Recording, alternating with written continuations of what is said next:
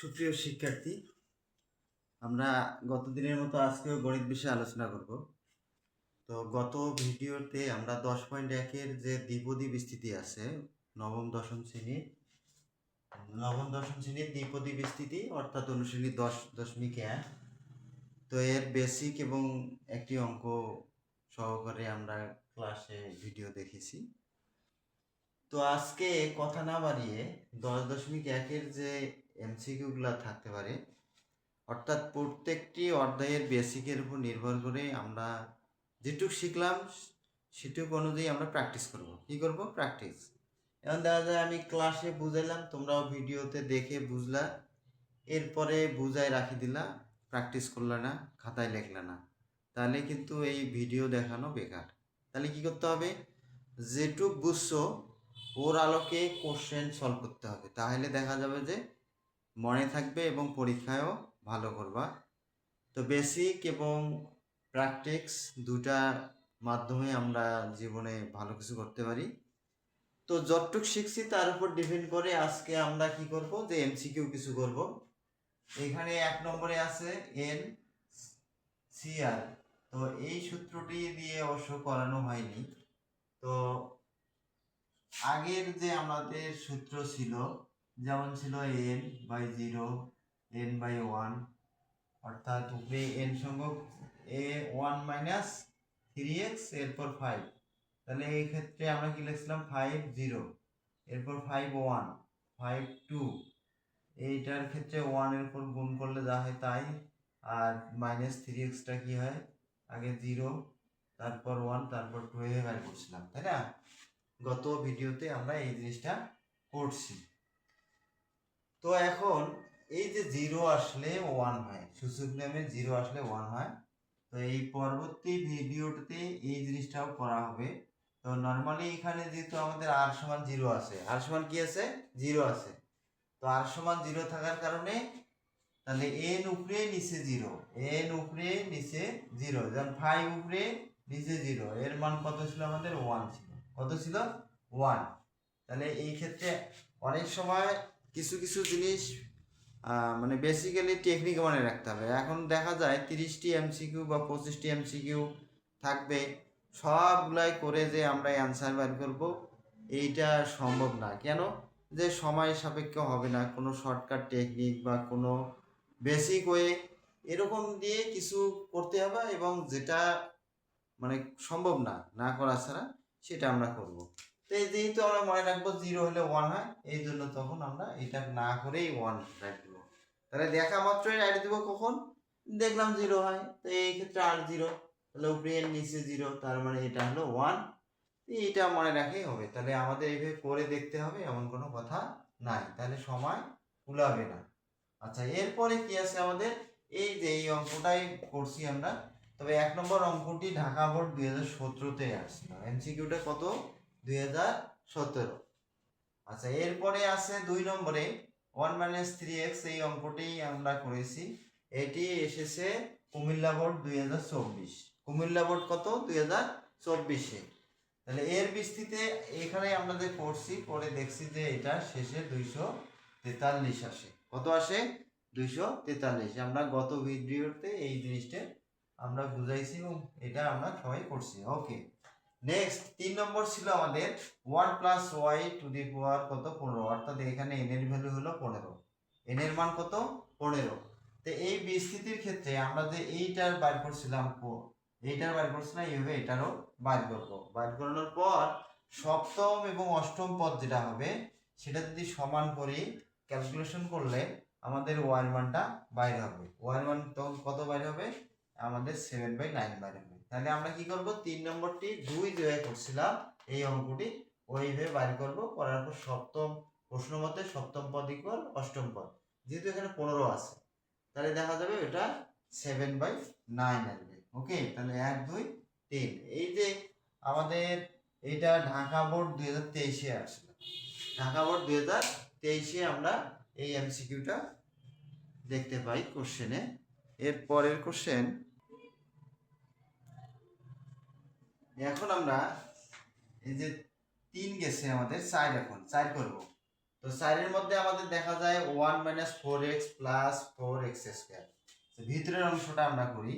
এখন 1 এর উপর স্কয়ার -2 1 শেষে bটা কি 2x লিখলাম 2x²। ঠিক আছে, তাহলে আমরা যদি এই জিনিসটা আগে নেই তাহলে কি হবে আমাদের, এটা আগে নিলাম তাহলে 2x তারপর স্কয়ার -2 * 1 * b তাহলে 2x * 1 + b² এটা লিখলাম। তাহলে a² - twice ab + b²। ঠিক আছে, তাহলে এখানে কত আসে 2 2 4x 1 এর উপর স্কয়ার মানে 1। তাহলে আমাদের এটা ঠিক থাকে। ওকে, তাহলে এইটা সমান আমাদের কি দাঁড়ায় 4x সরি 2x মানে a মানে b হোল স্কয়ার, a মানে b হোল স্কয়ার। তা তার উপরে n ছিল, কি ছিল n ছিল। তাহলে এখানে যদি আমি n দেই তাহলে উপরে কত আসে, পরে আমাদের এই 2x - 1 এর উপর twice n আসে, কি আসে twice n। তাহলে আমরা কিন্তু জানি এরপরে সূত্র অবশ্য পদ সংখ্যা নিলে r+1 অর্থাৎ n+1 সমান জানি পদ সংখ্যা কি হবে r+n+1। তাহলে এখানে n মানে 2n। তাহলে প্রশ্ন মতে কি পাবো পদ সংখ্যা নির্ণয় করার জন্য, তাহলে আমরা এখানে লিখি 2n + 1 সমান 7, পদ সংখ্যা যেহেতু 7। এখন প্রশ্ন এটা কোথায় পেলাম, তো আমাদের এখানে n যা হবে তার সঙ্গে এক যোগ হবে পদ সংখ্যার ক্ষেত্রে। n যা হবে n 2n 3n 5n only n যাই হোক না কেন সেটার সঙ্গে 1 মানে এটা সূত্র t r+1 এর পর সূত্র দেখবো। যাই হোক আমরা মনে রাখবো যে n যা হবে তার সঙ্গে এক যোগ করব। তাহলে পদ সংখ্যা যেহেতু 7 লিখলাম, তাহলে বা 2n রাখলাম 7 - 1 তাহলে কত থাকে 6, 2n ছিল তাহলে n সমান 2 দ্বারা ভাগ করলে কত হয় 3 হয়। তাহলে আমাদের কত আসলো 3। তাহলে আমাদের কাঙ্ক্ষিত অ্যান্সার হবে 3। তাহলে এটা কত আসলো 3। তার মানে ভিতরে a - b হোল স্কয়ারের সূত্র, এই সূত্রের স্কয়ার আর n গুণ করলে টুয়াইস n। আমরা জানি n+1 সমান পদ সংখ্যা যেহেতু 7 ওই জন্য টুয়াইস n+1 সমান 7, ওখান থেকে n এর মান বসলো 3 এলো। কত হলো 3। এরপরে আছে 5 নম্বরে যে 1 + x 1 - x⁵, তাহলে এইখানে বিস্তৃতি কত 5। এই যে আমরা 5 এর বিস্তৃতি আর এই যে এইখানে 1 - 3x5 এর বিস্তৃতি একইভাবে বাইর করব। ঠিক আছে, বাইর করানোর পর আমরা কি করব,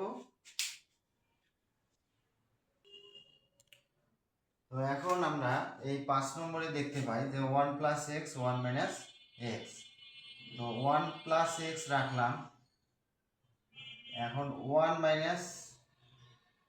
x⁵, তো এর যদি বিস্তৃতি করি আর কি দ্বিপদী ক্ষেত্রে বিস্তৃতি করাতে আমাদের আসবে এটা সমান 1 + x আসবে 1 - 5x + 10x² প্লাস ড্যাশ। পরবর্তী পদগুলো না দেখা যায়, অর্থাৎ আমরা গত ভিডিওতে এই জিনিসটা আলোচনা করছি, কারণ সবগুলা যদি দেখানো হয় লং টাইম যাবে।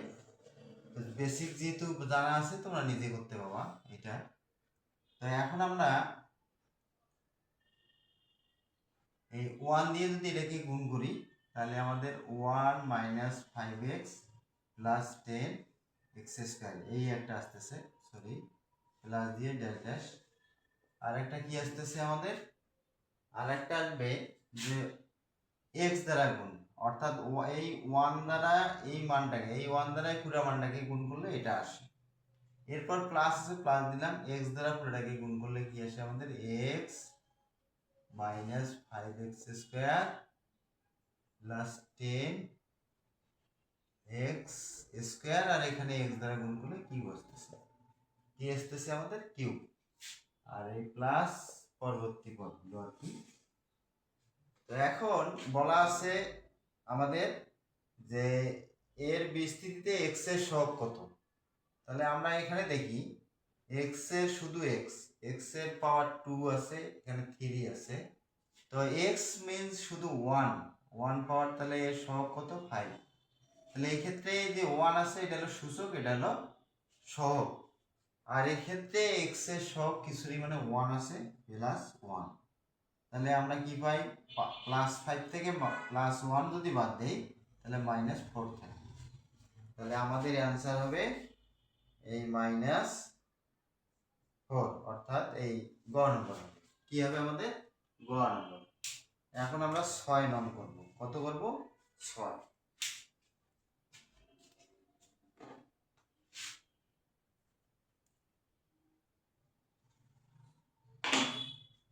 6 এর ক্ষেত্রে আমাদের